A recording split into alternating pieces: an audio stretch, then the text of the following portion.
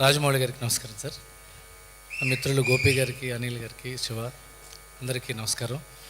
కృష్ణమ్మ కథ నాకు ముందే తెలుసు. నాకు కృష్ణ గారు ఒకసారి చెప్పారు, శివ గారు కూడా ఒకసారి చెప్పారు. చాలా మంచి కథ, పెయిన్ ఉన్న కథ, నిజాయితీ గల కథ, నిజంగా జరిగిందేమో అనిపించే కథ.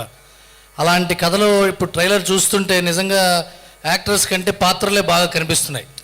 ఈ యాక్టర్ అని చూపించడం కంటే కథ కనిపిస్తుంది. ఎంతో పెయిన్ ఉంది. సినిమా చివరి దాకా వీళ్ళు బయటపడతారా లేదా అని ఫస్ట్ నుంచి చివరి దాకా హోల్డ్ చేస్తుందేమో అనిపించేంత గొప్ప ట్రైలర్ ఇది.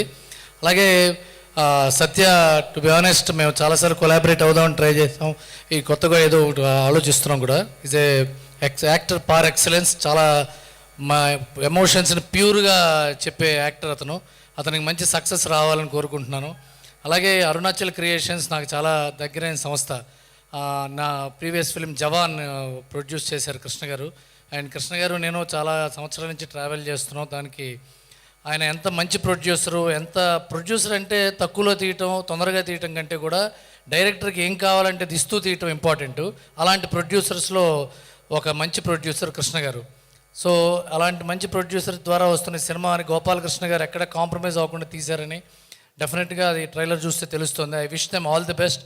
And above everything else, Koratala Shiva గారు ప్రజెంట్ చేస్తున్నారంటే ఆయన సినిమాల్లో ఉన్నంత నిజాయితీగా, నిక్కచ్చిగా ఆయన ప్రొడక్షన్ కూడా ఉంటుందని వేరే చెప్పక్కర్లేదు. అండ్ ద బ్యూటిఫుల్ గర్ల్స్, వాళ్ళు ఇక్కడ మాట్లాడిన తీరు బట్టి అర్థమవుతుంది ఎంత బాగా చేస్తుంటారు వాళ్ళ సినిమాలో.